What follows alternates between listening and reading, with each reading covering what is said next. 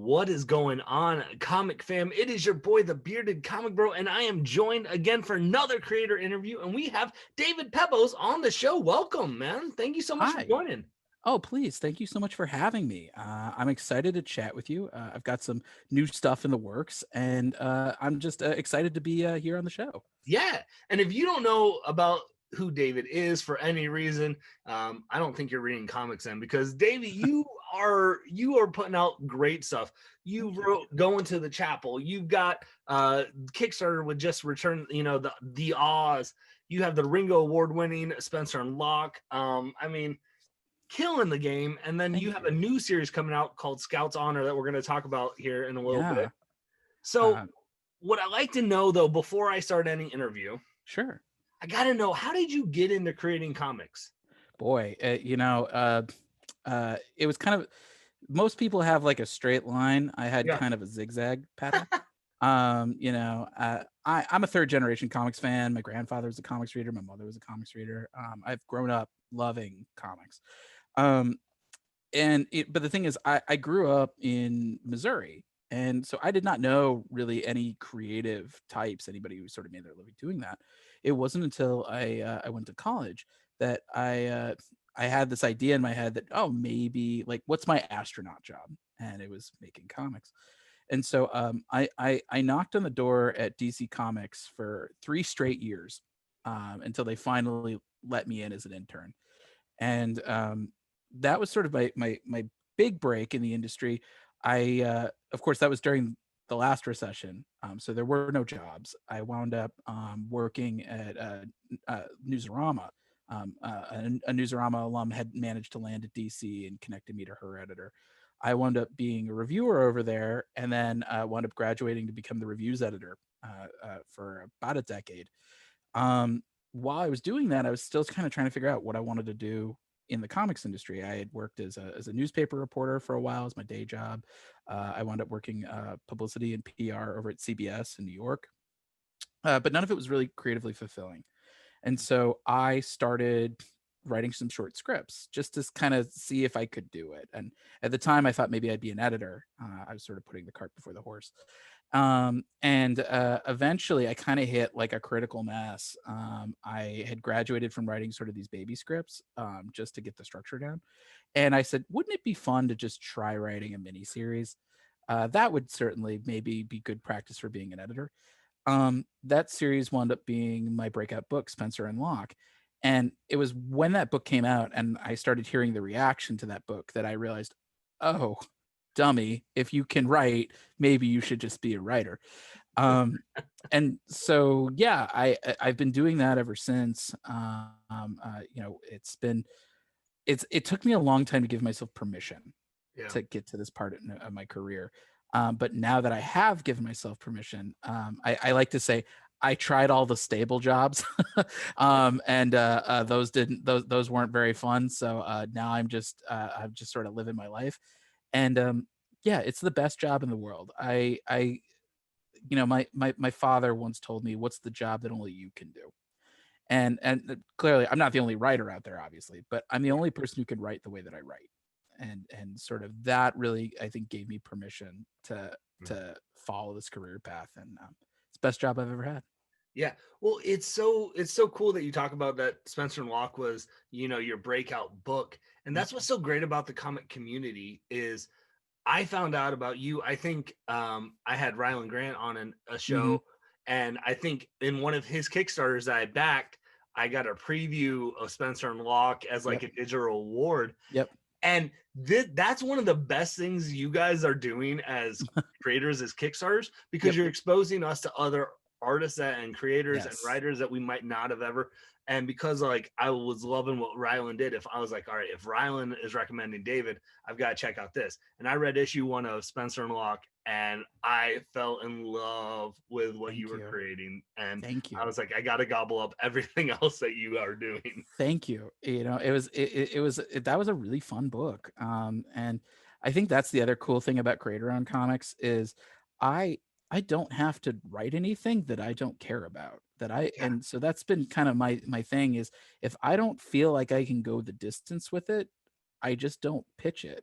Right. And I think that's sometimes something that a lot of creators get all wrapped up in, is they say, well, I got to break down the door of this publisher at any cost. And then they put out something that they don't love. And how can I expect you to love a book if I don't love it? Right. So that's been sort of a guiding principle for my career so far. And so far it's served me pretty well. So you were a big Calvin and Hobbes fan growing up then. Yes. Okay. Yeah. When that book came out, and for those who don't know Spencer and Locke, the quick concept for it is, what if Calvin and Hobbes grew up in Sin City? And it's about a hard-boiled detective Locke who is solving a brutal murder with his partner, who is a 7-foot tall imaginary blue panther named Spencer. And yeah, Frank Miller was the guy that made me realize that real writers made comics as a kid. Yeah. I read Daredevil, Man Without Fear, probably way too young. So I said, what's the weirdest? I want to do a Frank Miller homage. What's the weirdest thing I can throw against that? And when I thought of Calvin and Hobbes, like the light bulb went off, and I said, oh, like I had this idea of this cop like beaten up, grinning wildly in the rain, and he's holding a stuffed animal. And it's just like, what's his home life like? What was his upbringing? And in the case of that book, he had a very traumatic, abusive upbringing, and so inventing his own best friend was sort of his way of surviving. And so that book has always been very special to me. We're hard at work on the 3rd volume right now. I'm in the process of writing it. We're doing Garfield versus Peanuts for our 3rd volume. Somebody's been picking off the Peanuts gang, and it's a Garfield themed serial killer. So it's been a lot of moving parts and a lot of research. But yeah, it's just I love that book. Working with George Santiago Jr. on art, he's just a terrific collaborator. I could not have lucked out more to find him as the first person that I would ever work with. And he and I've told him I will always offer you work. He actually just wrapped up work on a superhero one shot that we did together. Yeah, so we're hard at work in volume 3 now, and as soon as we have a concrete timetable for it, I'll be shouting it from the rooftops. Oh, I can't wait. Well, even the concept that you just said, I'm like, I don't know how you can make Spencer Locke any that you just said the concept. I'm like, there it is. That's how you do it. It's going to be a wild 3rd volume, and with any luck, that'll sort of be our the way we stick the landing of the whole series, and that'll be sort of our exclamation point at the end of the sentence. Nice. But yes, lots of plans for that book for sure. So good. I'm so excited. Gang, if you are already like, all right, I'm on board for whatever this guy's writing, then I don't know you might as well just turn off this interview, because like this is fantastic. And so, like I said, you did Going to the Chapel. I got the Kickstarter of the Oz, where you have this dystopian, Oz. Yep. And you are now bringing a series from Aftershock Comics. Yep. And that's why the reason we're talking. We want to talk about this series. We want to get people excited about it. So let people know about Scout's Honor. Yeah. So Scout's Honor is it's the story of a cult that has risen from the ashes of a nuclear war, and their Bible is an old Boy Scout manual. And so our series follows Kit, who's a young Scout trainee, and there's just one hitch. In this society, this sort of hyper masculine society, they only allow men to serve. And so she's had to conceal her identity as a woman in order to pursue her calling as a Ranger Scout. And, in a lot of ways, she's a true believer. She's really kind of the embodiment of all the good things about these post-apocalyptic Boy Scouts that have been trying to tame the wilderness of the irradiated Colorado Badlands. The problem is Kit is going to make a pretty chilling discovery that's going to cut right to the heart of the Scout doctrine. And so this story is going to be how she kind of loses her religion a bit. Mm-hmm. And as she kind of embarks on this very dangerous quest for the truth. It's kind of like Fallout meets Mulan, with a little bit of Hunger Games and Handmaid's Tale thrown in for good measure. It's a surprisingly personal book. It's surprisingly autobiographical in some ways, but it's also, it's a book about post-apocalyptic Boy Scouts. So It's got tons of action, a ton of really fun iconography brought to life by artist Luca Casalanguida. You might know him from Lost Soldiers or his work on James Bond over at Dynamite. Yeah. It's just a really fun book. And for something that is set in a post-apocalyptic future, it's surprisingly hopeful as well. It's when I was first when I first negotiated with Aftershock to do this book, I had a little bit of trepidation, even before going into 2020.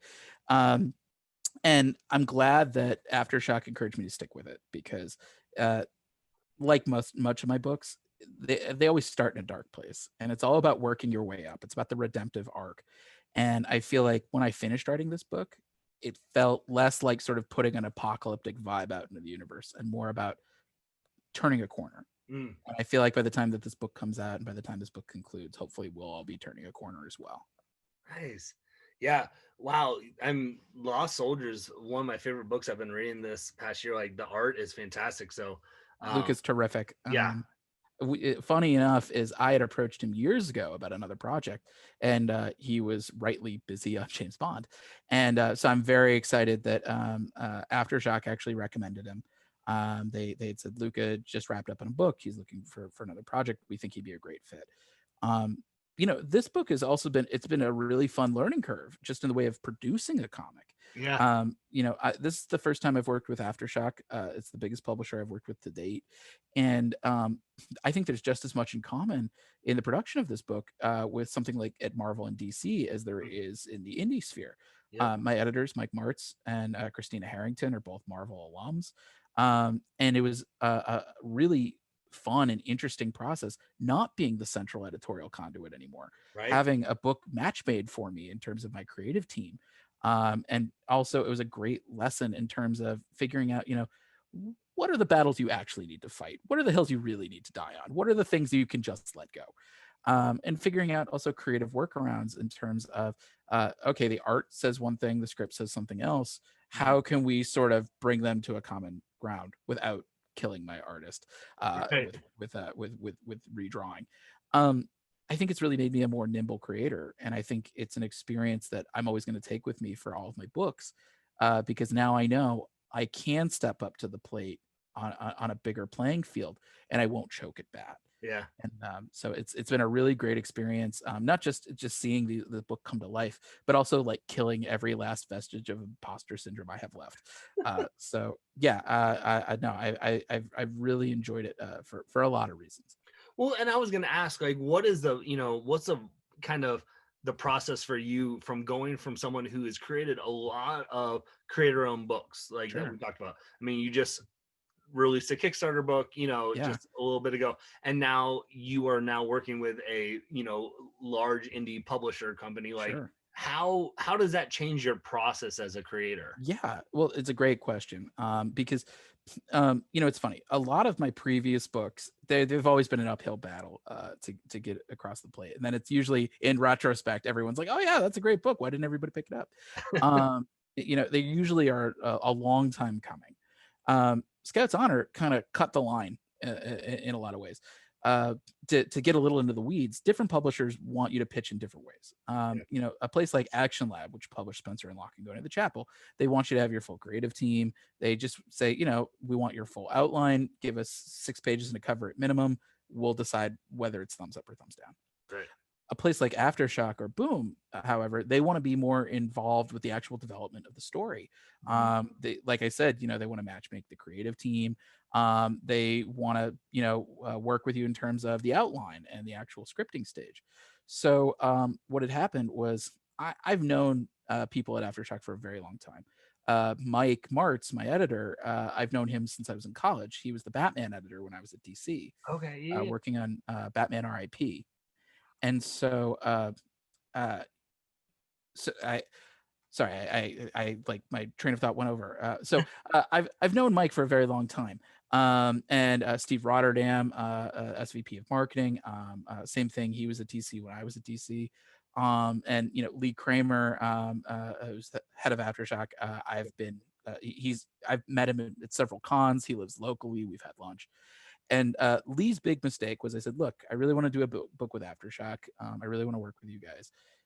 What's the best way of pitching you guys?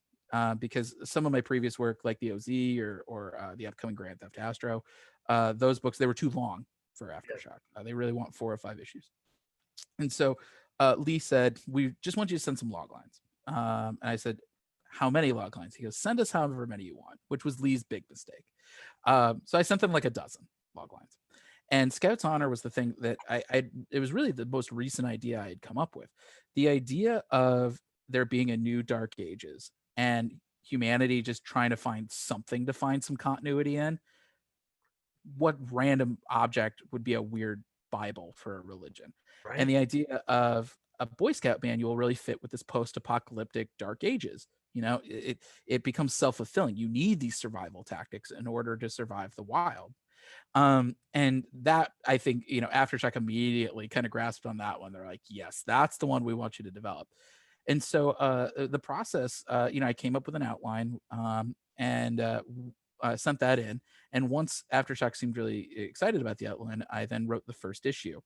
And so I pitched this book, it was last summer, it was last July or August. Yeah. And we officially got the green light around Christmas. But we did not actually sign paperwork. We didn't sign a contract until about 2 weeks before lockdown. And so this was an interesting book for me in that regard as well, because I wrote 80% of it in lockdown here in Los Angeles. And it was a little spooky at times, kind of writing a post-apocalyptic book in the year 2020. But yeah, it was also the speed of it all was much faster than I'm used to. For me, once I'm on a deadline and once I have a team in place, I usually move. That's sort of the swift kick in the butt I need to kind of just eliminate any hemming and hawing I have in the writing process. Right. But for example, I was really impressed with Luca's work, because Luca was operating under a very tight deadline for all 5 issues, and knocked it out every single time. So yeah, it was it was sort of like walking the high wire without a net. You're sort of like, okay, like this thing's got to get done. It's got to get done by this time, and you really got to kind of measure twice, cut once. And that was a big experience for me. I tend to write my scripts pretty Spartanly. If you've ever seen like a Tom King script, that's what a lot of my scripts look like. And realizing like, oh, like you should probably be adding more reference art. You should be adding more like direction in terms of like how things might be staged. Because I didn't have that. Usually I just talk a lot with my collaborators in the layout stage and the thumbnail Right. stage. And it was like, oh, there's no time for that. Like it's got to get out. And I think it was a different sort of professional expectation. And I think that's something that it was good for me to learn, because I'm used to my books being a little bit slower in the development stage. And, they turn out great. I can't complain. But, being able to do the job and do it in the time frame that people need you to do it in, that was that was good that I could prove to myself that I could do that. And so it made the actual writing process really exciting in a way. Especially, I was working on a lot of it during the Diamond shutdown, and so I kept thinking to myself, like, I'm gonna get this book done first and foremost because I don't want to give anybody any reason to cancel this book. But secondly, when the industry comes back, I want to come back roaring. Right. And so yeah, and I feel like having seen the final art for the book, I'm pretty excited with what came out of it.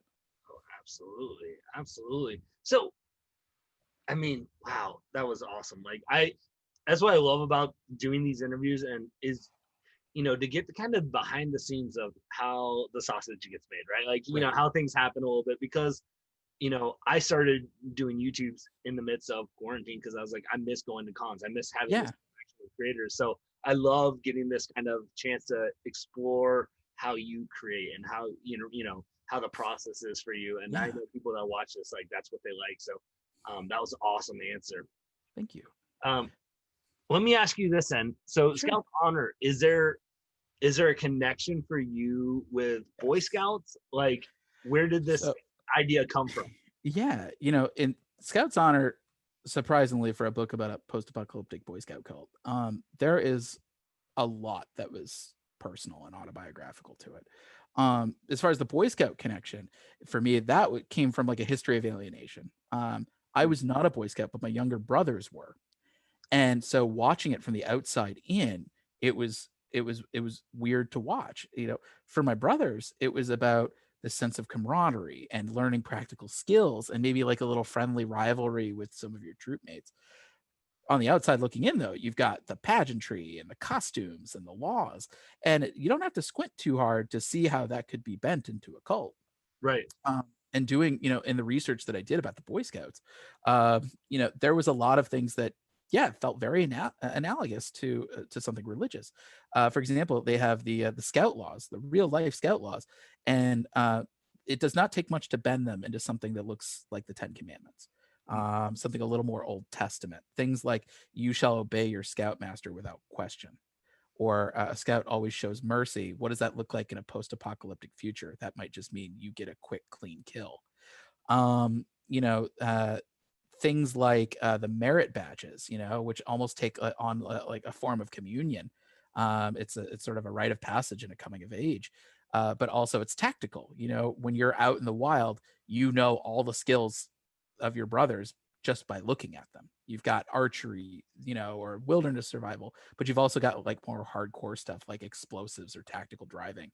And actually, this would be a good opportunity for me to plug this. Is that actually I worked with Aftershock to offer a special incentive reward.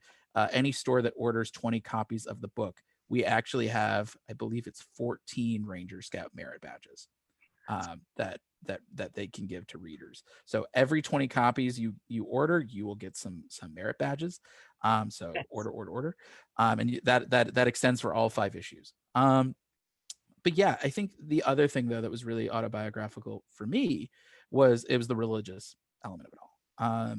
I don't talk about it a lot for most of my books because it doesn't really affect anything. But I grew up in a pretty conservative Jewish household in Missouri, and that's both religiously and politically. And it wasn't until I left home that I kind of the light bulb went off, and I realized like, oh, there's a totally different way of looking at the world. And so Kit's sort of spiritual and political reawakening, it very much mirrors my own. It doesn't take much to kind of knock your whole worldview off its axis. And that can be really disorienting. I mean, even if you go back to the original concept of a Bible based on one lost relic from the old world, human beings want continuity and they want to find meaning, and they want to find direction, and they will do whatever it takes to find that. That's something that Kit has to kind of figure out on the microcosm. That she's like, once she makes a pretty chilling discovery that dates to the creation of the Scouts, everything's going to look different to her, and she's gonna have to kind of figure out where does she go from here. Unlike a lot of my other characters that have been like marinating in trauma for a long time, Kit is actually, despite her upbringing, she's actually pretty well adjusted. And so we get to kind of watch life kind of sweep her, cut her off at the knees in real time, and her kind of figuring out, okay, what do I do next? I think another thing that really parallels it, is the Catholic priest scandals. My girlfriend was raised Catholic, and she's no longer a part of the church, and the scandal was a big part of that. And that's something that Kit has to kind of figure out is, how can she hold on to the values, the positive side of this Ranger Scout doctrine, while kind of navigating a human institution that is lacking or flawed or even corrupt. And that's, coming is from somebody who is a practicing Jew. My spiritual journey is very different than that of my parents, which is very different than that of their parents. And finding your own sense of meaning and finding out how you can kind of navigate the world in an ethical way in a world where not everybody does so. And some people kind of look the other way or sweep things under the rug for their own benefit. That's what Scouts Honor is about. And it's about lies. It's about toxic masculinity. It's about how sometimes being exposed to the truth can be pretty blinding. But at the end of the day, it's just about trying to find that meaning and that sort of ethical direction for yourself when some of the things that you've seen as your central compass bearings turn out not to be as ironclad as you thought. Yeah, I think that's such an interesting concept to focus on, Yeah. where you have, excuse me, something that's been your worldview. Like, this is what you believe completely. Yeah. And then one little thing changes and Yep. how that can flip the script. I mean, there's like a 1990s movie called The Body, which features Antonio Banderas, where Hmm. he finds he's a Catholic priest who finds the body of Hmm. Jesus, and so that flips the script of Yeah. what practicing Catholicism and Christians of, well, did he rise from the dead? And so how do those as leaders deal with that? How do people that Yes. believe that deal with that? So that concept, I think, is a great mindset to say, like, it's something that really engages us as readers, and something of like, Yeah. what do you do when something that you believed your whole life, or something that has been so prominent in your life, something changes that and flips the script for you? Yes. Yes. And yeah, it's something that I always want to bring up is like I don't consider Scouts Honor to be an anti-religion book by any means, but it is also sort of like what happens when you find out you're living in a cult. And things like Handmaid's Tale, Hunger Games, The Path, which is kind of a show that a lot of people slept on Hulu, was a big inspiration behind it. Hmm. Because yeah, it's like on the one hand, a lot of these survival skills that Kit has learned have been very positive for her. And at the same time, you know, it's been hiding some pretty sinister stuff. And so she's going to have to kind of navigate a lot of things. I mean, it's not just the apocalypse, and it's not just the mutated flora and fauna that's out in Colorado, and it's not just the gang of raiders that's sort of pillaging village after village, but it's her own people. She has to really find herself kind of walking on eggshells while while she ascertains, like, did I see what I thought I saw? Like, is this thing true? And that'll be sort of the way we get to explore the Scout Society a bit. Things like I said, the merit badges. We have a really fun way of what's an Eagle Scout look like in this world, and how do you become one. Even things like one of my favorite details that we talk about it a little in our last issue, the Switchblade, which is the signature weapon of these Ranger Scouts. And history is a game of telephone, right? It's not just written by the victors, it's written by the survivors. And so what they say is these scouts have these giant blades, and they're saying, well, because the original scouts, they had these giant switchblades that had all these little sub blades hidden into the scabbard, so you could have something that could pry off armor, or you can dig a ditch, or you could start a fire.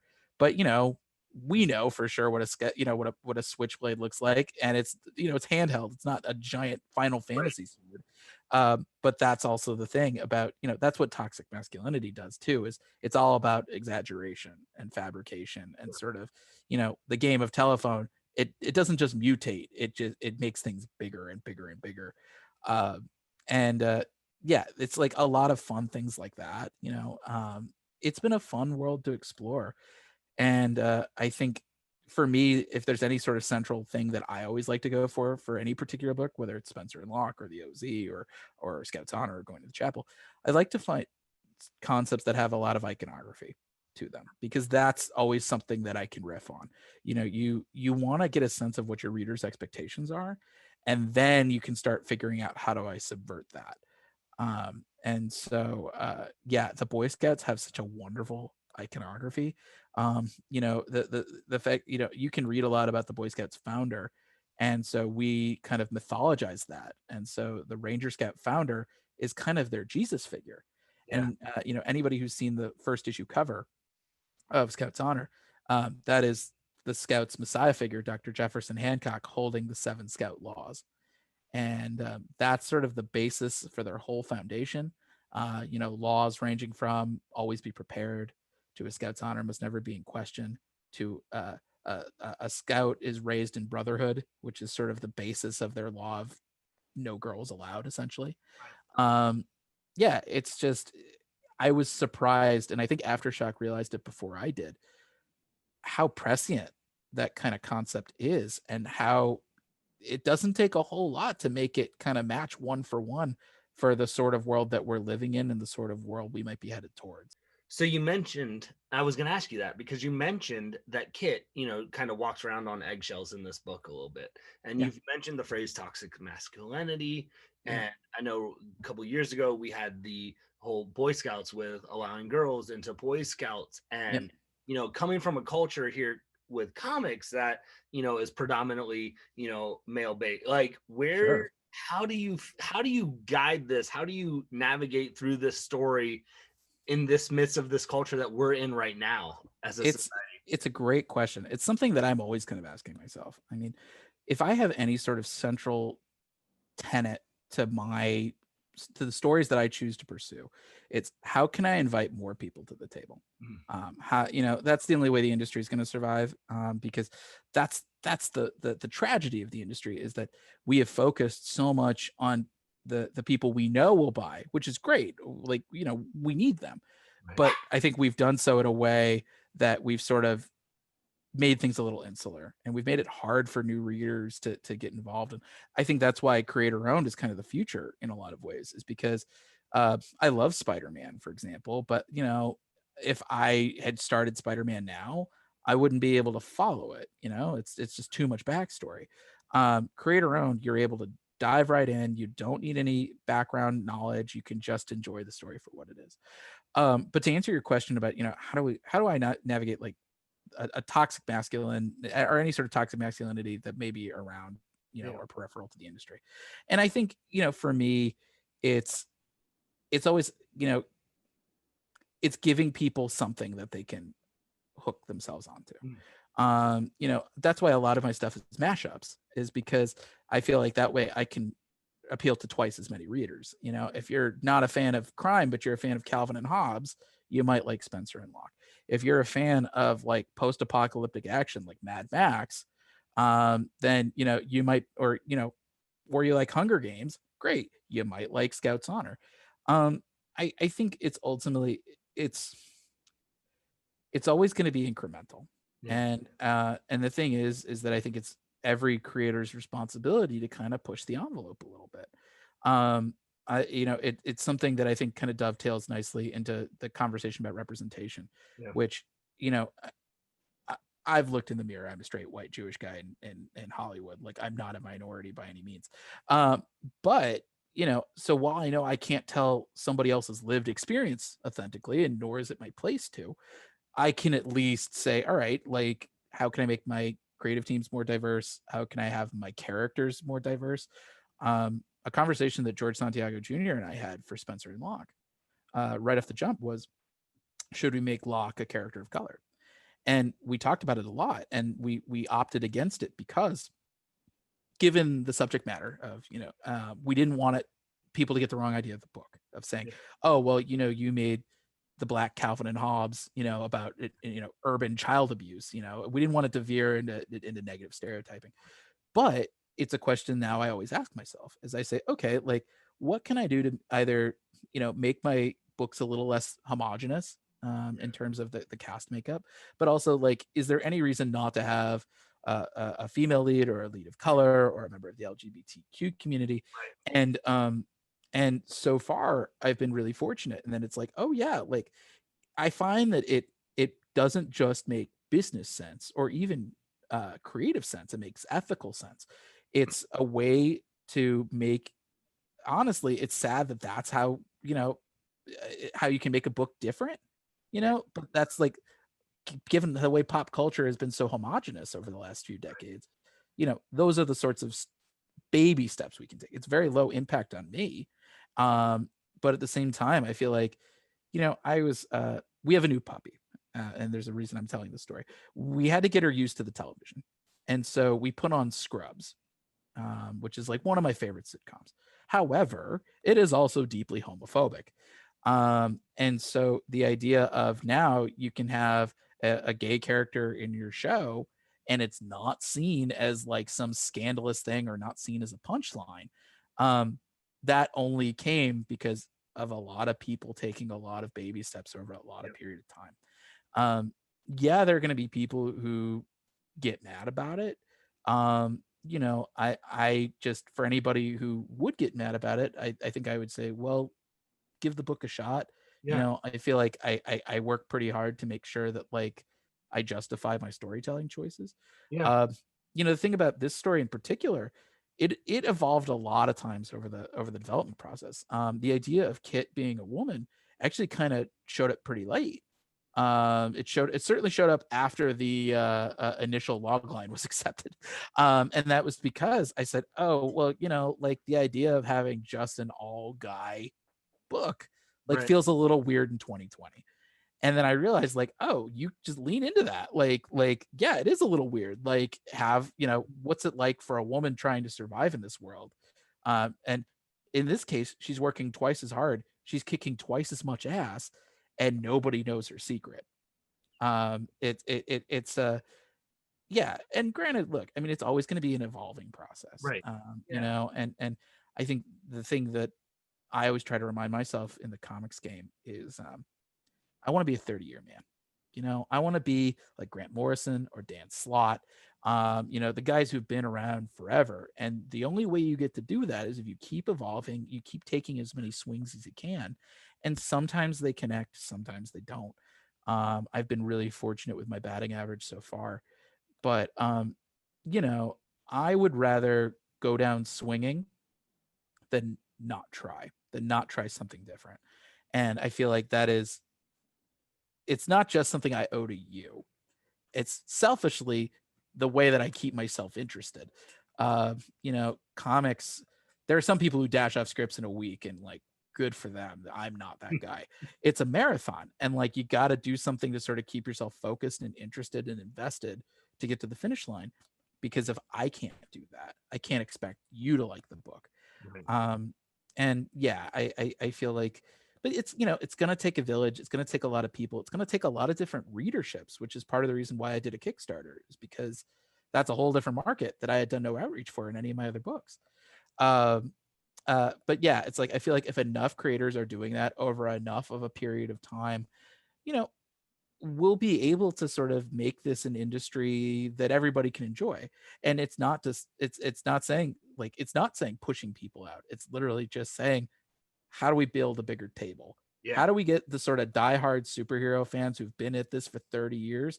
How do we have them break bread with a web comics fan who is just now figuring out who Miss Marvel and the Champions are? That's always been sort of my master plan, my big goal.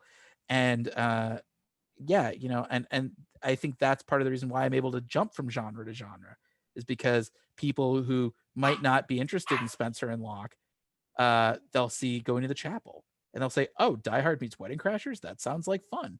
And people who might not like either of those might say, oh, Mad Max meets The Wizard of Oz, let's check out the OZ.